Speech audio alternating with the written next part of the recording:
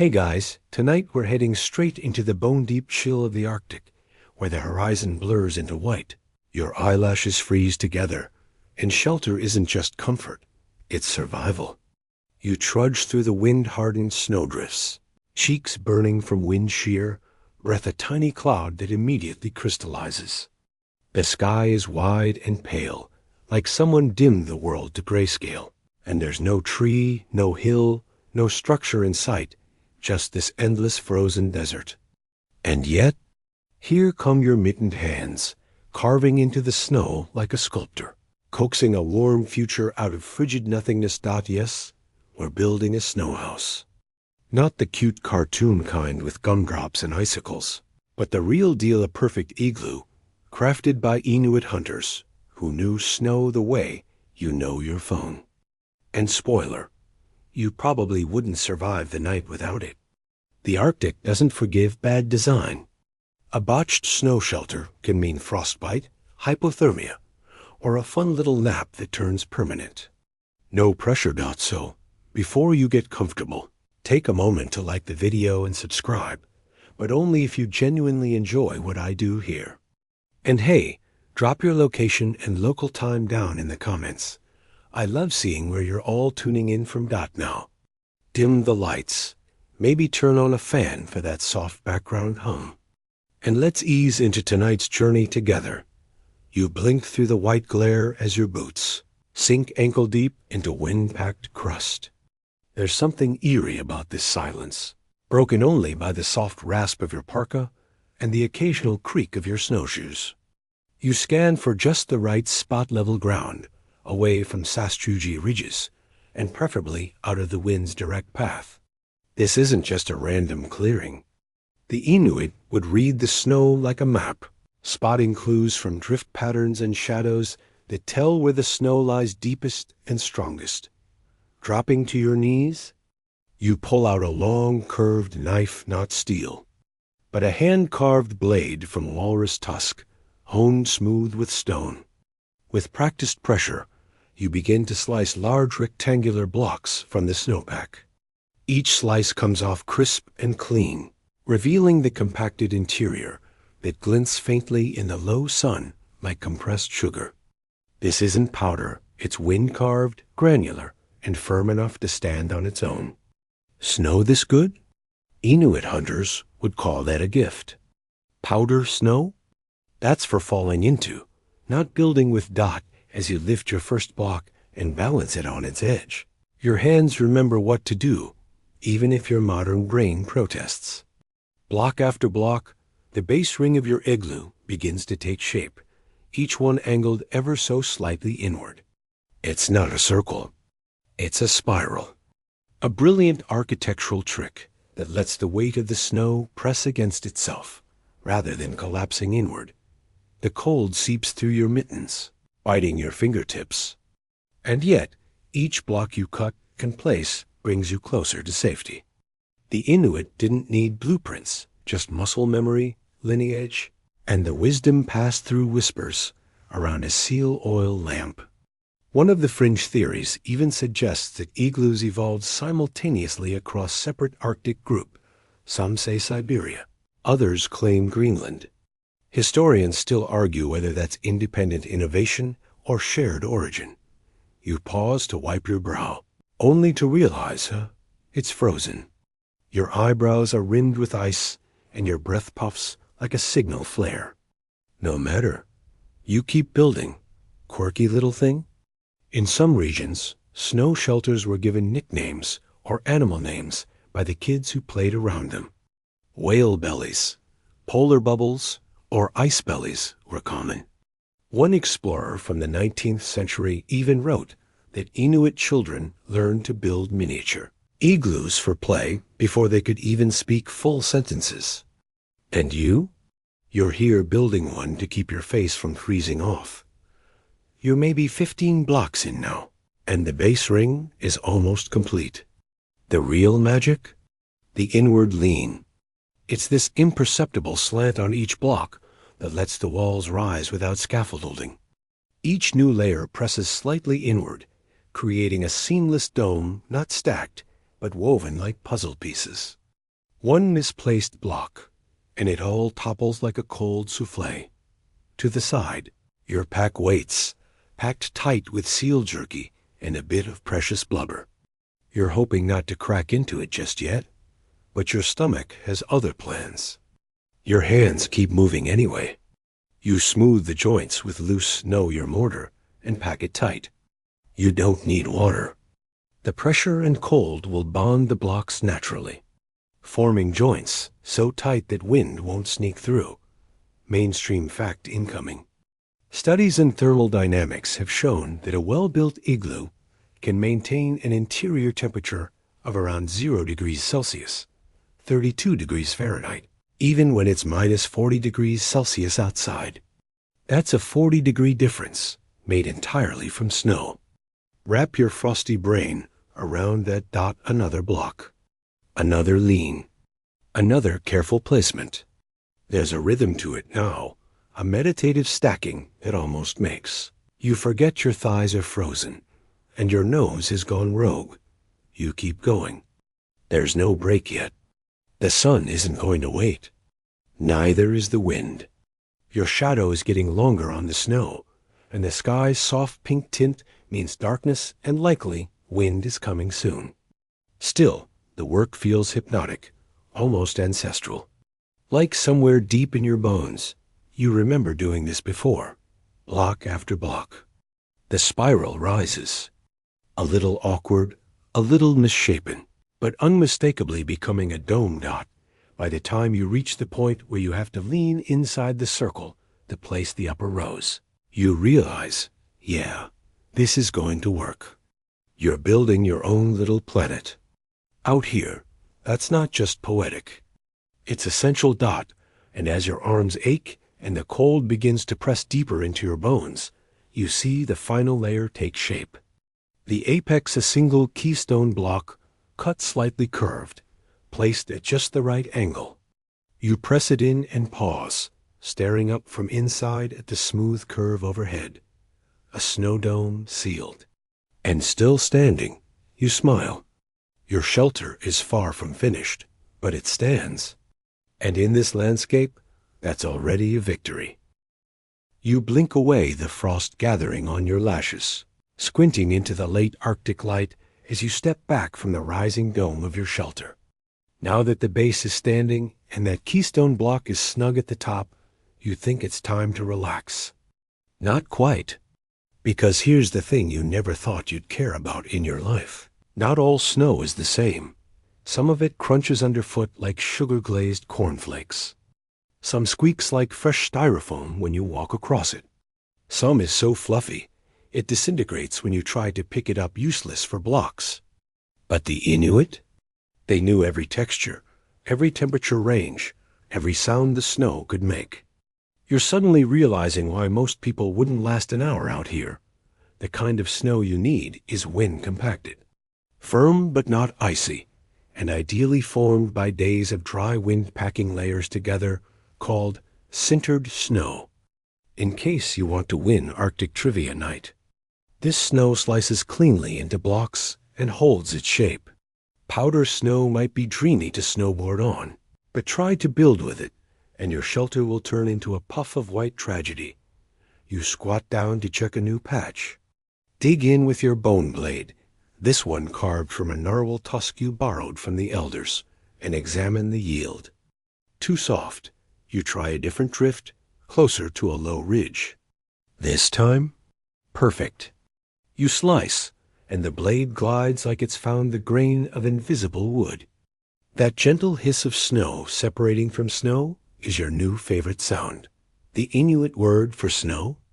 There isn't just one. That old myth about Eskimos having 100 words for snow has been twisted over time, but there's a kernel of truth.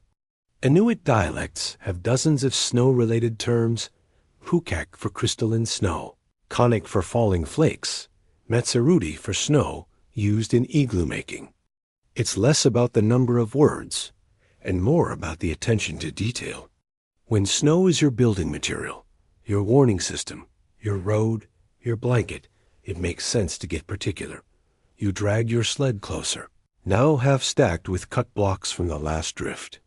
The wind kicks up a bit as you return to the structure. With each gust, the surface of the snow around you lifts in tiny spirals, like ghostly dancers.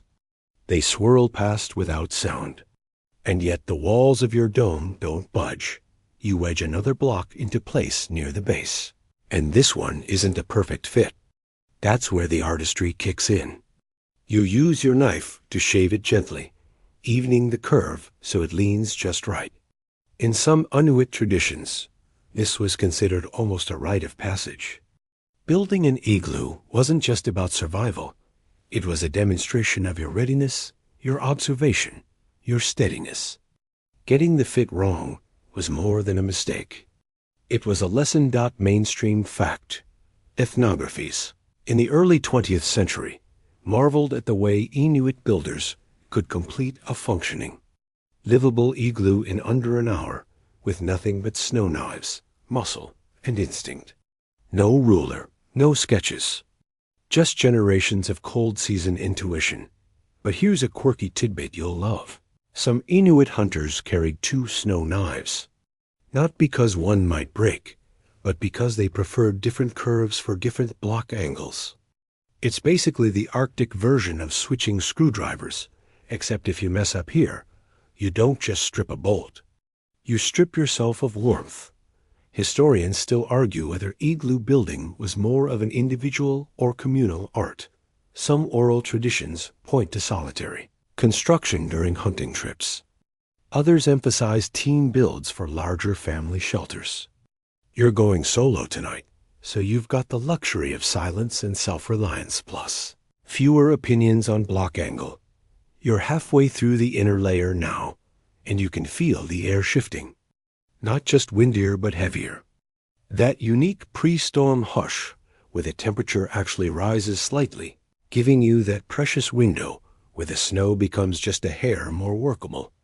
It's a tightrope walk, warm enough to fuse, but cold enough to keep everything solid. And you are dancing on it like your life depends on balance. Because it does. A sudden thump behind you makes your heart skip. You whirl around, just your sled shifting in the wind. But it reminds you of something crucial. You can't lose focus. This structure isn't some cute snow globe. It's a fortress against a world that would gleefully suck the warmth right out of your chest cavity. Time to fine-tune the last few joints.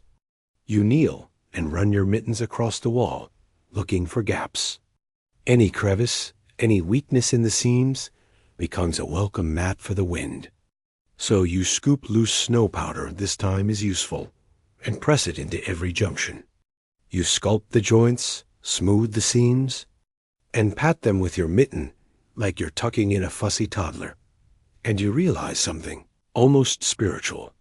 You're building warmth from cold, life from stillness. Snow, the stuff that threatens to bury you, is now your shield. Poetic, right? Your arms ache again, but the igloo now looks like something you'd see in an Arctic explorer's sketchbook. Almost egg-shaped, its curves sleek and strong.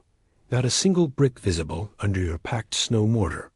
Its weirdly beautiful final touch, a vent hole. Just one, cut clean near the top, so you don't suffocate when you light your lamp later. That's one of those often overlooked details people forget in stories. You can freeze in an igloo, yes, but you can also pass out from carbon dioxide if you don't make a breathing hole. You chip a small round gap and test the air with your cheek. Wind whooshes through softly. Just right. You step back again, brush snow from your pants, and feel oddly like a homebuilder. Or at least a snow wizard. This thing you've made? It works. It protects. The outside may be unrelenting, but inside soon it will be silence, shelter, and just maybe sleep. You glance at the sky, which is now a deepening blue-violet streaked with gold. Cold light, low sun. The kind of evening that says, you'd better get inside soon, buddy. So you do.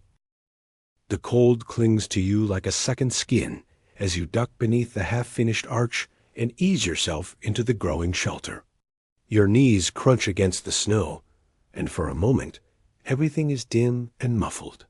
There's something sacred about this interior space unfinished, sure, but already whispering the promise of warmth. It's like stepping inside the ribcage of a sleeping polar bear. Except, without the teeth. This is where things get mathematically magical. Because now, you're not just stacking snow like a chilly game of Tetris. You're building a spiral. Not just in a spiral, but as a spiral. Each new block follows a rising curve that wraps inward and upward, forming an ascending helical slope that eventually closes itself off like a giant snowy clamshell. If that sounds wild, that's because it is. The Inuit mastered this centuries ago. No mortar, no internal scaffolding. Just sheer geometric genius passed down from one cracked-lip elder to another. Mainstream engineers now agree. The spiral dome of the igloo distributes weight so evenly that you could stand on top of a finished one and it still wouldn't cave in. Not that you'd want to try. Especially in mucklucks. You reach for your next block. It's a little awkward to maneuver now that you're half inside the structure. Each piece must fit with a lean, angling just slightly inwards. That tiny tilt adds up over time, slowly guiding the walls toward a self-supporting dome.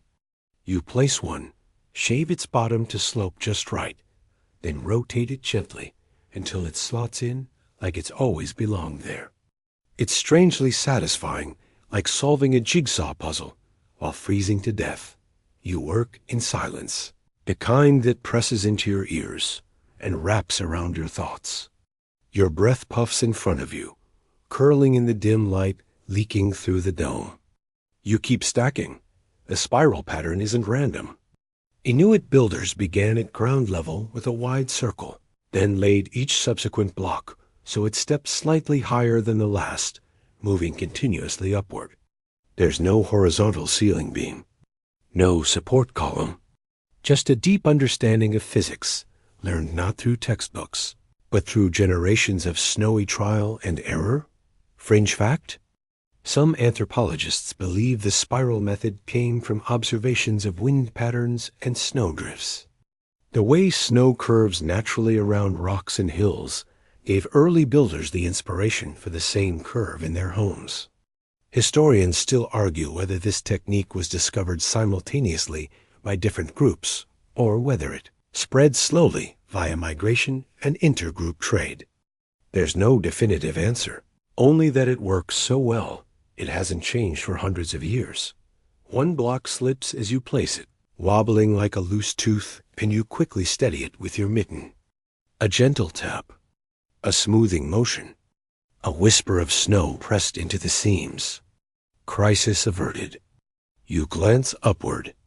The spiral has almost reached its tightest point now, the apex. That magical moment where one final block seals the dome, locking the spiral in place like the lid of a snow dash lantern dot, and here comes the weird part. That last block? It's the hardest one to cut and place. Inuit builders call it the keystone, just like the archways in Roman buildings. It needs to be curved just right. Too flat, and it falls in. Too curved, and it pops out. You stare at your knife, then at the waiting block. Time to channel your inner icy architect. You kneel in the snow outside and begin shaping the final piece. Your hands are numb, fingers stiff, but you work through the tingling burn. You shave it slowly, carefully, pressing it against the dome every few cuts to test the curve. It's like sculpting a snow moon. Once it's right, you wedge yourself halfway inside the dome, reach up, and slot it in. A soft click not audible, but felt in your chest. The structure holds. And that's it. The spiral is complete. You're inside a self-supporting dome made entirely of snow. Now, here's something you don't expect. It's quieter inside. The wind, relentless outside, becomes a far-off whisper. You kneel, breathing deeply, and for the first time, it doesn't sting. It's cool inside still, below freezing, but not life-threatening. It's a different kind of cold. A still one. You lie on your side, testing the space. Surprisingly roomy. In fact, a well-built igloo often housed entire families during hunting seasons. Not luxurious, sure, but practical and efficient. And in some larger builds, the spiral was more than just a structural method. It formed multi-tiered layers, like icy loft beds and built-in furniture. Fancy, right? You can't help but chuckle. A spiral of snow keeping you alive. Somewhere between cave and spacecraft, between engineering and art. It's a reminder that survival doesn't always look like brute strength. Sometimes it looks like geometry and patience. And just when you think you're done, your stomach growls. Loudly. That's your body reminding you that shelter alone won't cut it. You reach for your gear, some dried Arctic char, hard as jerky, plus a pouch of blubber.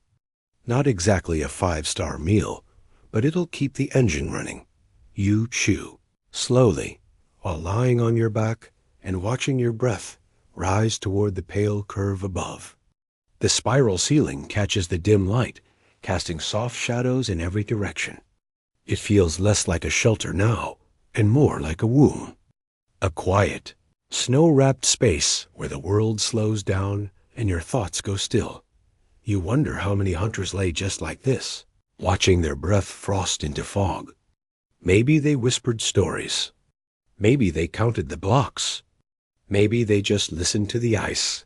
Either way, you're beginning to feel it, the warmth creeping slowly back into your fingers, your chest.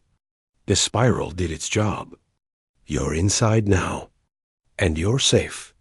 For tonight. A dome is sealed. The spiral is set. But let's be honest, it's not exactly comfy yet. Because while you've now got a snow-walled capsule insulating you from the Arctic's slap-in-the-face weather, you still haven't solved the next life-or-death question. How do you keep the heat in once it's there? Time to crawl back out. No door. Just a low, curved tunnel you've been putting off digging until now. You press your mitten into the snow and trace a gentle arc outside the igloo's base. Then you crouch, scoop by scoop, creating a trench that dips beneath the level of your igloo's floor. Counterintuitive, maybe, but you're about to see why these people were low-key thermal engineers in fur-lined pants. C. Heat rises. That's not just a textbook line, it's your entire survival strategy now. The floor of your igloo is slightly raised from the tunnel you're carving. So once you're inside and sealed up, any precious warmth your body generates stays in the dome, floating up like a lazy balloon. Meanwhile, cold air being heavier sinks into the tunnel and politely stays out of your way. Voila! Arctic have vake. You dig deeper. Not too long, just a meter or so, then angle the tunnel back up slightly, forming a dip like a smile beneath the igloo wall. You pack it smooth, reinforce the sides with blocks, and cover the roof with snow until it's sealed into a half-buried arch. This is your entrance, your escape route, your built-in cold-synced mainstream fact. Archaeologists studying traditional Inuit shelters found that this lowered entrance tunnel could increase the internal temperature of an igloo by up to 10 degrees Celsius, just by reducing drafts and allowing heat to stay pooled above. No batteries required. No plug. Just physics. As you finish shaping the tunnel's mouth, you realize there's one problem. It's tiny. Like, you have to belly crawl like a seal tiny. And that's by design. The smaller the opening, the less warm air escapes. So you grit your teeth and slide in on your stomach, elbows first, nose brushing the icy floor. Good thing you're not claustrophobic. Quirky fact. Inuit kids often treated the entrance tunnel as a game. They'd race each other through tunnels barely wider than their shoulders, giggling as they wriggled out like snow-burrowed voles. Some elders even turned it into a rite of passage, If you can crawl in, you can stay the night. You reach the inside and sit up, snow-caked on your parka. But you're in. The seal is good. The cold stays down in the tunnel, while your body heat starts to slowly, but definitely, lift the temperature inside the dome. You start to notice the effect almost immediately. Your breath doesn't fog as much. Your fingers start to tingle as they warm. And the air feels ... gentler. Not warm, exactly, but not cruel. Now it's time to test the airflow. You lie on your side and hold a mitten near your mouth. When you exhale, the cloud rises and curls toward the vent hole you cut earlier in the dome's ceiling. Success. Without that vent, the igloo would trap not just heat, but also carbon dioxide. Historically, failing to create a proper airflow system has cost more than a few careless hunters their lives. Historians still argue whether Inuit builders preferred a single central vent or multiple smaller ones, depending on regional styles and weather. Some evidence from Canadian Arctic communities suggests side vents were used in deeper winter, blocked and unblocked, depending on wind direction. Others, like Greenlandic traditions, stuck to a central top hole, monitored carefully. Now you shift your attention to the interior floor. Right now, it's uneven bare snow, crusty, damp. You can't sleep on that. Time to build a raised platform, your Arctic bed. You scoop snow into 2 mounds along the side walls, packing them flat and level with your knees. These are sleeping benches, and they serve 2 brilliant functions. Elevation, which keeps you above the cold air, trapped at the floor, and insulation. Snow is, surprisingly, a very effective heat barrier when compressed. You carve the platforms, then cover them with whatever insulating layers you've brought: fir boughs, if you've been lucky. Maybe some woven grass mats or animal skins if your pack isn't empty. You throw your caribou hide bedroll on top, and just like that, you've got the Arctic version of a memory foam mattress. And yes, it's tradition for people to sleep with their boots off, because keeping them on just traps moisture and cold. So you peel yours off carefully, tuck your feet into the bedroll, and immediately sigh. Not because you're warm, but because you're not freezing. Huge win. Let's not forget the entrance block. You crawl back out one last time, cut a snow slab, and fit it over the outside mouth of the tunnel. Some Inuit hunters used hide flaps, or even blocks of ice, to plug the entrance once inside for the night. You've gone full classic with a snow brick. Press it in, smooth the edges. Done. Back inside. You light your lamp. It's a simple stone bowl, filled with seal blubber, wick made from moss or twisted Arctic cotton. The flame flickers to life with a hiss, and the walls of your igloo glow gold, like you've lit a tiny sun. Shadows ripple across the dome's curve. You feel ... Not cozy exactly, but cradled. Mainstream fact. The kullik, that traditional Inuit lamp, served as heater, light source, and sometimes cooking stove all in one. Its wick could burn for hours, warming the space gently but effectively. The soot, often used for facial tattoos or sealing sled joints.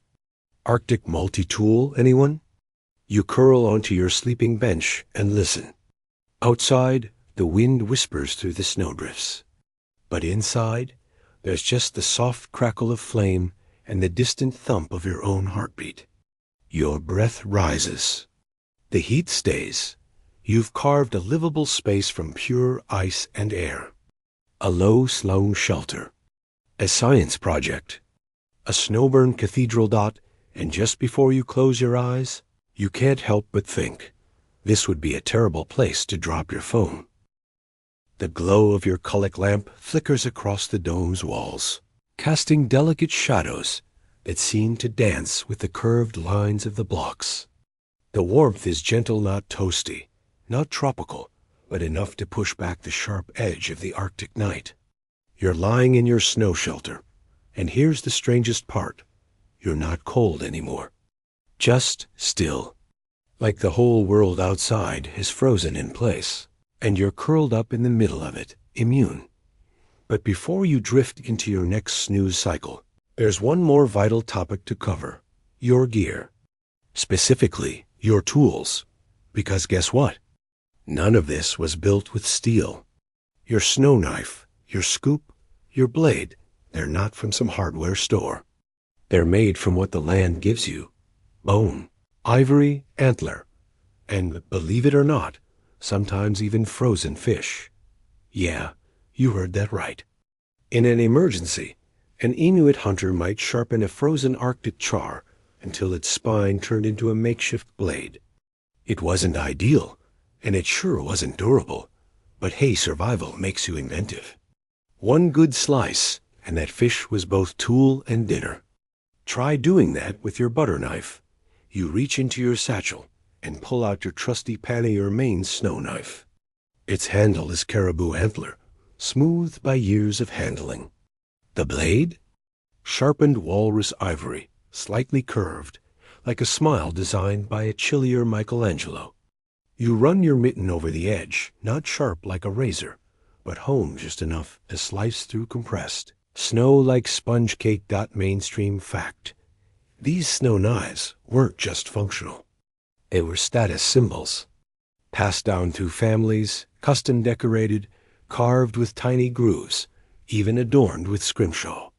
Some Inuit hunters had signature curves to their knives, the way chefs today have favorite cutting angles. You've got other tools, too. A pointed pick for shaping vent holes. A flat scraper for smoothing surfaces. And the truly old-school folks? They used tools made of shale or driftwood, depending on what was available in their region. Metal was rare when it did show up via trade or shipwreck. It was a prized treasure.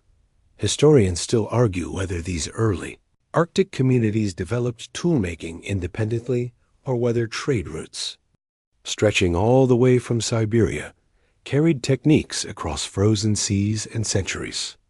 The overlap in tool shapes between the Inuit and Chukchi peoples suggests something was shared, but the exact story is buried under layers of snow and time. You adjust your lamp wick, trimming it with the tip of your knife. The smoke thins out, and the flame steadies into a soft, golden tone. You sit back and admire your handiwork, the walls smooth and gleaming, the dome still holding strong. No cracks, no sags. That spiral construction you worked so hard on? Yeah, it's doing its job. It's the Arctic version of a vaulted cathedral. Time to add some flair. You lean over and gently chip a small circle into one wall. Then another. You shave a thin disk of freshwater ice from a nearby river slab you've been storing and press it over the hole from the outside. Boom. You now have a snow skylight.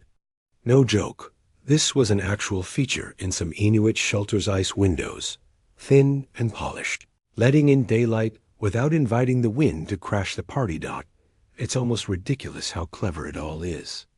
You've got snow walls for insulation, a tunnel to trap cold, a lamp for heat and light, a raised bed for sleeping, and now a DIY window made of frozen water. IKEA could never. You pull your fur hood tighter and relax against your sleeping bench. But of course, rest isn't always guaranteed. You still need to stay warm, and that means managing your body heat like a power plant on a budget. First rule: don't sweat.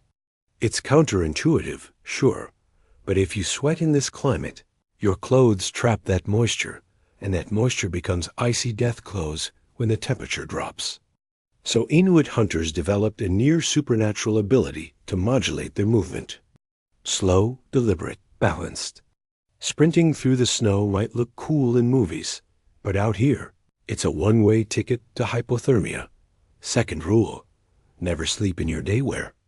Those clothes are damp from building, and even the faintest moisture becomes dangerous overnight. You strip off the outer layers, yes, inside your snow house, and let the lamp gently dry them beside you. Modesty isn't the point here. Survival is. Quirky tidbit time. Some Inuit elders reportedly slept naked inside their igloos, bundled in furs, letting their body heat naturally warm the space. No damp clothing, no sweating risk.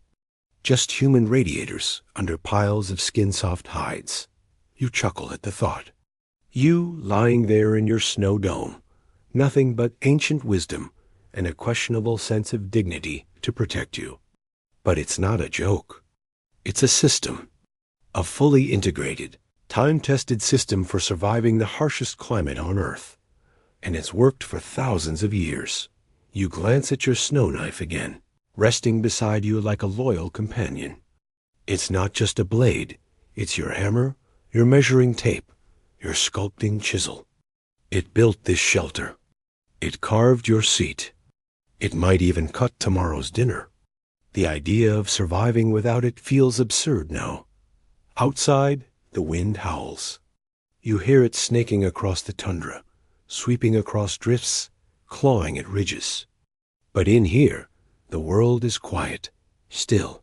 Your tools lie beside you. Your body is wrapped in layers of soft warmth. Your breath curls upward toward the vent hole in lazy spirals. The storm can rage as much as it wants. You've got bone blades, blubber light, and blocks of snow that fit together like secrets. Let the world outside freeze. You, snow sculptor and heat engineer, have already won. The soft glow of the lamp wobbles as a gust rattles the snow outside. But in here, you're wrapped in the buttery warmth of firelight and the hush of packed snow. The dome glows faintly, like the inside of a pearl. Shadows twist across the smooth ceiling, and for the first time since this whole icebound project began, your thoughts start to slow dot than you. Remember, there's one final touch that turns an igloo from shelter to home. You shuffle over to your ice window and carefully press a second disc of frozen river water into the wall. It slots in with a satisfying crack, sealing the final pinhole of wind intrusion. Light from outside filters through it, bluish and diffuse, like the glow from a moon made of milk. By day, these windows let in sunlight without opening up to the cold. At night, they reflect the lamp's golden flicker, adding a subtle shimmer to the space. It's low-key magical. Also a bit of a flex dot, and now it's time to light things up properly. You lean over the Colicure blubber lamp and adjust the wick with the tip of a bone needle. The flame dances higher, casting long, smoky shadows across the walls. It smells like whale oil nutty, fatty, faintly sweet, and yes, that's actually kind of comforting when everything else outside wants to kill you. The colic wasn't just a light source. It was life support. Mainstream fact. Traditional Inuit lamps burned for hours and produced not only light and heat, but the necessary fuel to melt ice into water for drinking and cooking. They were often carved from soapstone, with channels for the oil and indentations for multiple wicks. In larger igloos, you might see a whole lamp shelf carved into the snow wall, complete with little cubbies for tools. Seal fat or children's toys.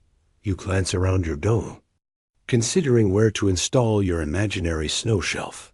Maybe one day. For now, you lean back on your sleeping bench and enjoy the transformation. The golden glow against white snow gives the space an amber warmth, the kind that seeps into your skin and quiets the chatter in your brain. Time for a bit of hike. Inuit-style dot. You pull a thin hide across the doorway tunnel to block out the last finger of cold air. A simple seal pelt, softened over weeks, stretched and smoked by hand. Some families used patchwork curtains made of animal stomachs stitched together. A fringe detail, yes, but surprisingly effective. Translucent, flexible, and naturally waterproof. Historians still argue whether these gut-skin drapes were purely practical or had symbolic meanings, tied to hunting luck or spirit-pleasing tradition. You're not worried about spirits yet. You're thinking about how much warmer it's gotten. The inside of your igloo is now comfortably just above freezing.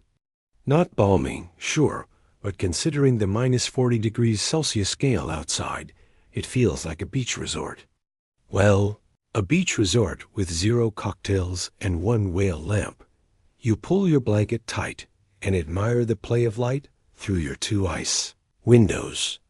The lamp flame throws ripples across the dome, like reflections on water. You feel your breathing slow. Even your toes have defrosted. You begin to understand why these shelters weren't just emergency hideouts, they were homes. Places to live, laugh, sleep, and pass on stories. Inuit families sometimes stayed in igloos for weeks during long hunting trips. The structures were durable enough to survive windstorms and flexible enough to patch as needed. Some larger igloos even had multiple rooms, parents in one, kids in another, gear and meat stored in yet another. You, right now, are in the studio apartment version. But still it works. You glance at your Kulak again, amazed it's still burning steadily. This tiny lamp made of ancient design and greasy fuel is holding back the worst cold on the planet. No batteries, no wires, just flame and knowledge. And now for something a little weird. Did you know some Inuit believed their lamps were alive? Quirky tidbit. In several oral traditions, the Kulak was treated as a grandmother spirit, something you spoke to, honored, even apologized to if it flickered too much. Children were told not to laugh at a dancing flame or knock into the lamp's base, or it might take offense. Light wasn't just science. It was relationship. You feel that, don't you? That strange intimacy with this flame. You're alone in a snow dome with nothing but packed ice, a knife, and a bowl of fat fire. And yet, it doesn't feel lonely. You shift slightly on your sleeping bench, wiggling your fingers inside your mittens. Still warm. Still dry. The lamp's glow shines through the vent hole, revealing tiny snow crystals drifting in midair. The air is thicker now, heavier with heat and breath, but the vent keeps everything in balance. You breathe out slowly and watch it rise like a ghost, swirling gently toward the ceiling. Outside, the wind screams. It rips across the tundra like a predator, hunting anything exposed. But in here, it's just a muffled hum. At seal pelt door flap, holding strong. Your spiral dome? Still standing, you glance again at the ceiling. It's slowly hardening from the inside. A barely visible sheen is forming where warm air meets cold snow. That's not just condensation. That's sintering, a process where ice crystals bond together, slowly fusing the structure into a single unified shell. Historians still argue whether this self-strengthening property of igloos was intentionally exploited or just a fortunate side effect. But modern architects have studied it, and yep, turns out, a well-used igloo repairs itself over time. The longer you live in it, the stronger it becomes. Nature's little trick of turning breath into bricks. It's like the shelter is saying, go ahead, sleep. I've got this. You roll onto your side, facing the curved wall, and listen to the tiny sounds inside, the crackle of the wick, the faint drip from your melting ice window, and the soft crunch of snow under your elbow. Everything's slowed now. You're warm. You're fed. Your eyelids grow heavier. One final glance around the ice windows shimmer. The lamp flame dances. The snow walls curve protectively around you like a hug carved from winter. The cold is still out there. But it's not your problem right now. You made fire out of fat. You built a dome from snow. You caught light in a bowl of stone. And you've tamed the wind with geometry. You earned this nap? The lamp's flame sputters softly as it laps at the last traces of blubber. You adjust your sleeping position on the raised snow bench, tucking your fur hood closer to your cheek as the igloo wraps around you like a dome of breath-frozen velvet. But this isn't just a place to survive the night anymore. No, now you're about to discover the unexpected charm of an Inuit housewarming party. Arctic Edition. Because here's the twist. Igloos weren't just solo hideouts or emergency crash pads for lone hunters. They were also social spaces, part shelter, part hearth, part hangout. You stretch, blink, and imagine your dome slowly filling with familiar shapes. The shuffle of boots at the entrance, a muffled laugh, a small puff of frost as someone lets out a long sigh. Inuit life was deeply communal. And when circumstances allowed, multiple families or hunting groups would gather in larger, multi-room igloos known as kagiks. These were the snowball mansions of the Arctic large domes, sometimes over 20 feet wide, built not just for survival, but for storytelling, celebration, and even inter-family negotiations. You shift on your bench, imagining the scene, a small oil lamp flickering at the center, the walls glowing orange gold, shadows of caribou cloaks hanging on pegs carved into the snow, a pot stone or metal, if you were lucky, bubbling gently with seal meat over the lamp's heat, the air tinged with the smell of rendered fat, and the low murmur of stories layered over the crackling hush of the snow. You're not alone tonight, at least not in your mind. You picture other figures hunched around the glow, swapping tales of hunts gone wrong, of dreams sent by ancestors, of spirits that knock on ice walls when no one's looking. Some of these stories were history. Some were warnings. Some were just meant to get a chuckle out of the kids. But all of them were part of what made the igloo more than a shell. It was a memory chamber. Mainstream fact. Inuit oral tradition has preserved vast amounts of knowledge navigation, weather lore, animal behavior, even astronomy, all shared within snow shelters like yours.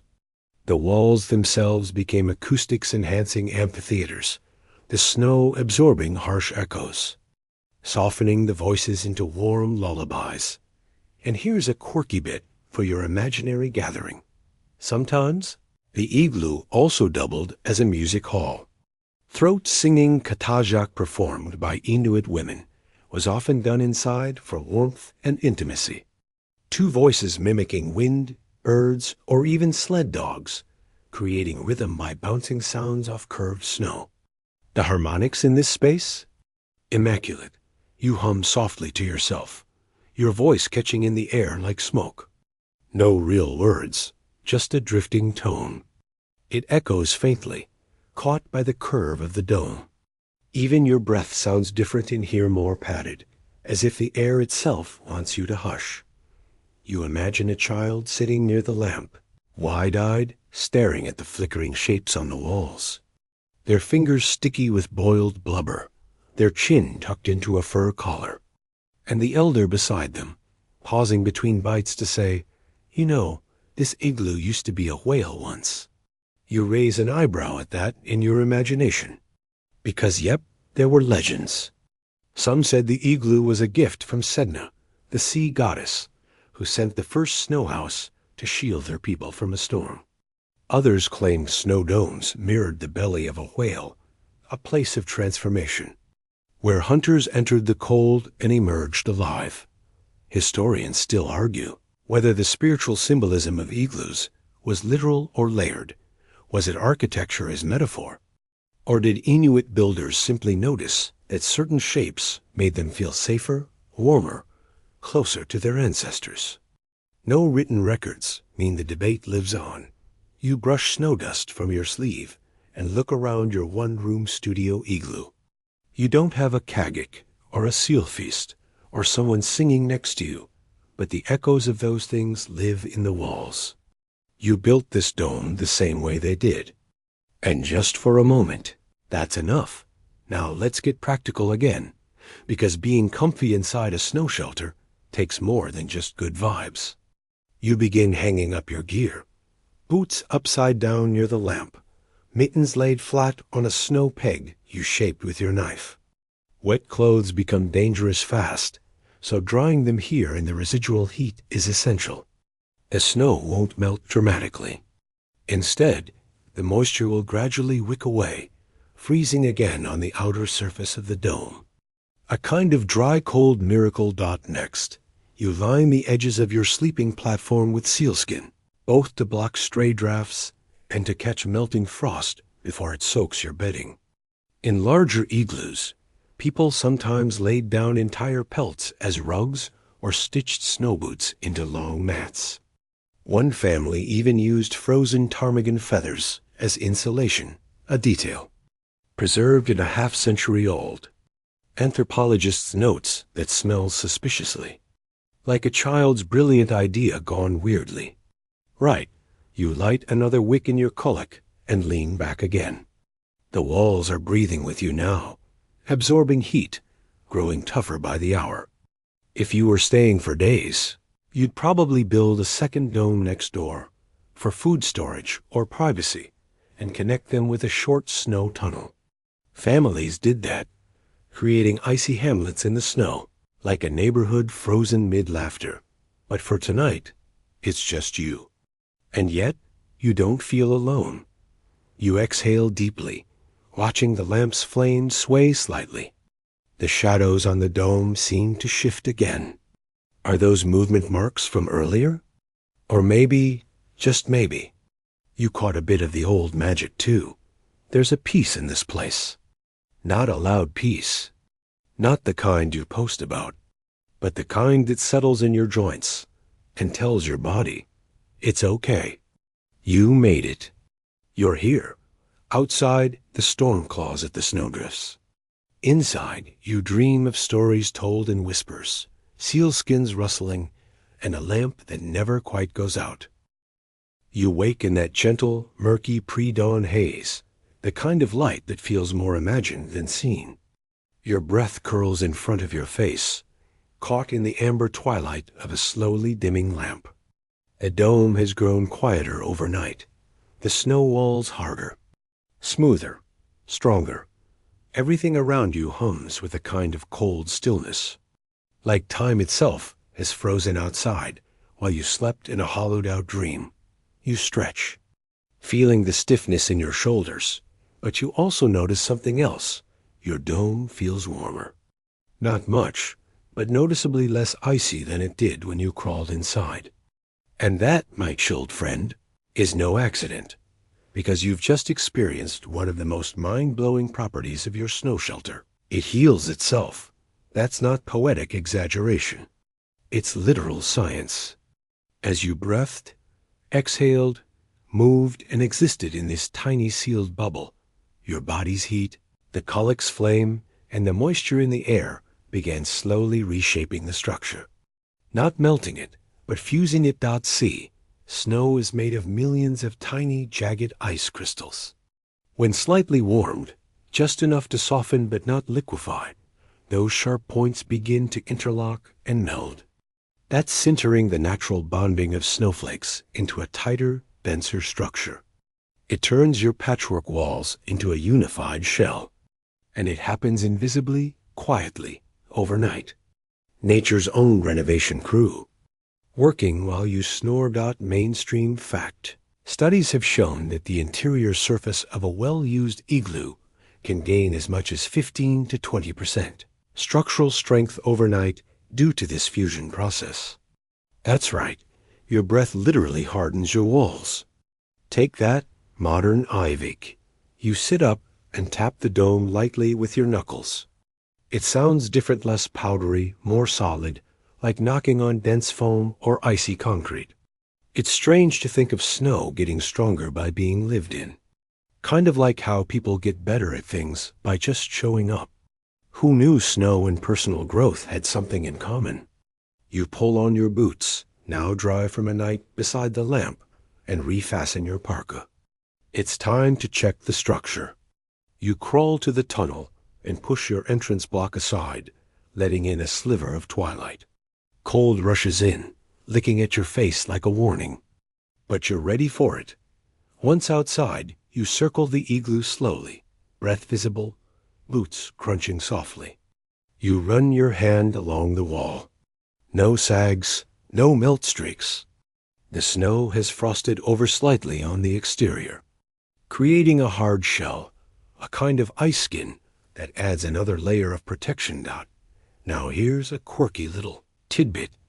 In some coastal communities, Inuit builders would intentionally melt the inside of their igloos a little.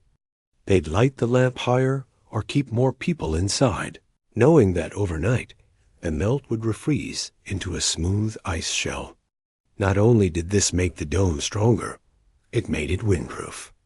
Sleek snow on the outside, icy smooth on the inside. Basically, the Arctic version of spray foam insulation meets cathedral ceiling.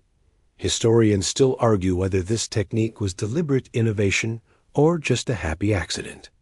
Some claim it was ritual part of blessing the structure with breath and heat. Others say it was pure physics and practicality. Either way, it worked. You take a step back and admire the whole thing again. This smooth, glistening dome, half buried in the drifts, looks almost sculpted. Not rough. Not temporary. Just ... right. If aliens landed and saw this, they'd probably assume it was some kind of permanent installation.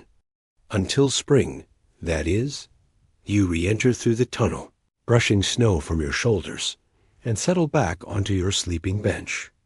Inside, the change is clear. The air is denser, but warmer, more forgiving.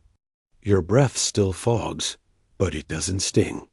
The flame of your colic flickers gently, undisturbed, and then you hear it. Drip. Just once. From the very edge of your skylight. It's not a sign of doom, not yet, but it is a reminder. This place, for all its brilliance, is temporary, ephemeral. Every breath that strengthens it also nudges it closer to collapse.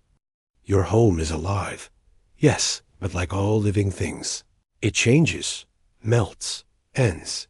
You place a small block under the drip to catch the moisture and protect your bedding. Inuit families did this instinctively, rotating bedding and shifting sleeping platforms as the igloo aged. Some even built drainage trenches inside the floor, tiny channels carved into the snow to redirect meltwater toward the tunnel. And if things got bad, you didn't just wait. You repaired. Every Inuit hunter knew how to patch an igloo mid-storm, shave off sagging blocks, insert new ones, repack snow over cracks. It wasn't just about building, it was about maintaining. You run your hand along one wall and feel a patch slightly softer than the rest. Time for a quick fix. You grab your panna, slice a fresh block from your emergency stash outside the entrance, and press it into place. A little shaving, a little packing, some loose snow smeared into the seam. Just like brushing your teeth, basic upkeep. You lie back again and let yourself relax, knowing your shelter is holding firm. And you start to wonder, how many nights like this have there been? How many generations of hunters lay just like you, staring at breath-misted domes, listening to wind outside and drip water inside? You imagine them whispering stories, teaching their kids how to recognize soft snow, joking about who snored the loudest, passing down the exact curve of a snow knife, sharing the trick for making the vent hole just barely big enough to avoid smoke headaches. The igloo isn't just a shelter. It's a memory machine. It takes shape from breath and blade, strengthens with time, and gently reminds you that warmth, when hard-won, feels sacred. You don't just stay alive in an igloo. You remember what being alive feels like. And right now, surrounded by hard-packed snow that softens in firelight, that's exactly what you're doing. You blink slowly, sitting cross-legged on your sleeping bench, watching the orange-yellow flame of your colic lap and curl like a sleepy cat. The snow walls no longer feel like ice, they feel like skin. Like something breathing quietly with you, flexing and firming. Almost aware. It's so quiet inside that you can hear your pulse if you stop chewing the last of your dried Arctic char. But now comes the part of igloo life that no one really warns you about: the visitors. And not just the hey, can I crash here? Kind, We're talking people, spirits, animals, and stories. Some welcome, some decidedly not. Let's start with the living. You crawl to the tunnel and tug it open. Outside, the wind has calmed. In the distance, you spot movement, a figure approaching across the snow, layered in furs, sled behind him, face hooded. Not a threat, just another hunter. You wave. He waves back. In traditional Inuit communities, this was normal spontaneous visits across the ice. Even during storms, when survival meant staying warm together, igloos weren't just solitary cocoons. They became impromptu community centers. 3, sometimes even 4 people huddled together. Friends, family, strangers. It wasn't about comfort. It was about heat. You wave the figure inside, and he crawls through the tunnel with a groan and a laugh. You pull the seal hide flap back in place, and both of you sit in the flickering light. No words at first. Just that quiet communion of the fire's warmth. You pass him a strip of meat. He nods. Arctic hospitality simple, and without fanfare. Mainstream fact. In many Inuit cultures, sharing shelter and food wasn't just kindness, it was law. Denying someone warmth or sustenance in the cold was a taboo as strong as any legal code. Because in the Arctic, that decision could mean death. You shared, or you dishonored everything. You imagine the night unfolding this way. 2 people, side by side, boots drying, silence becoming story. You'd trade hunting routes, tricks for faster skinning, warnings about weak ice, maybe even a carved bone charm, if trust grew deep enough. And then, maybe after the second story, or the third laugh, someone would bring it up, quietly, as a whisper. The shadows, not yours, not his, the other one's. Quirky Inuit belief. The igloo, once sealed, wasn't always empty. Spirits often described as invisible, but heavy could visit in the night. A shift in temperature, a weight on your chest, a tapping sound from the vent hole. Some said they were ancestors checking in. Others, not so friendly. One elder's tale described waking in the night to find all the lamp's oil gone and small tracks across the ceiling of the dome inside. Another warned never to whistle after dark in an igloo, or you'd invite something that answered back. But not in any language you knew. Historians still argue whether these tales were spiritual teachings or simply tools to keep children from sneaking out at night. But the echoes persist, whispered in flickering light, passed from father to daughter, grandfather to grandson. You glance toward the vent hole now, just to be sure. It's clear, no tap, no extra shadows, just the faint blur of stars beyond. But still you feel it. That sense of being watched by the place itself. To ground yourself, you turn to more practical matters. Your guest reaches into his pouch and pulls out a folded piece of sealskin. Inside, a small carved figure. A polar bear, no taller than your thumb, etched with tiny symbols. Protective magic. He places it near the sleeping bench with reverence. Inuit spiritual practice wasn't religion in the Western sense. It was relationship. With the land, the sea, the animals. Everything had a spirit. Everything required respect. You didn't own your igloo. You were borrowing its space. And treating it well meant warmth. Mistreat it, and, well, the lamp might go out unexpectedly. Or worse, you offer your own token, a worn amulet carved from driftwood, strung on sinew. You set it in the wall nook above the kullik. Your dome feels better balanced now, like you've acknowledged the unseen guests. Then, as the lamp burns low, the stories begin. You speak softly, telling of the fox that stole your seal meat and the storm that nearly swallowed your sled. He replies with a tale about a hunter who followed walrus tracks into the sea mist and came back different, silent, older somehow. These stories aren't just entertainment. They're education wrapped in myth-mainstream fact. Inuit oral histories preserved entire migration patterns, ice conditions, and animal behaviors through generations without writing. Some modern scientists have traced those stories to now confirm shifts in Arctic climate centuries ago. These people didn't just live in the snow. They remembered through it. And here's a moment you won't forget. Your guest takes a deep breath, leans forward and says, "Listen." You do. Nothing. Just the wind beyond the dome. A faint shift in the snow, and your own heartbeat. But then tap, you both freeze. The vent hole. A single, soft, deliberate tap. You lock eyes. You're not scared exactly, but the hairs on your arms lift. He exhales slowly and murmurs, "Just wind, maybe. Maybe. Later." You'll both laugh about it. Probably. Maybe not.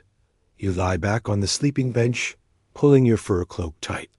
Your guest does the same on the opposite wall. A dome glows faintly with the last of the oil. You stare at the ceiling, imagining other domes across the tundra, lit the same way, wrapped around other dreamers. The igloo, by day, is architecture.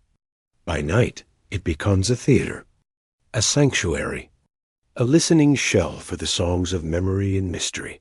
You close your eyes and let the spirit of the place carry you. Just you, your breath, your stories, and maybe someone else. You wake to a sound you weren't expecting. Drip.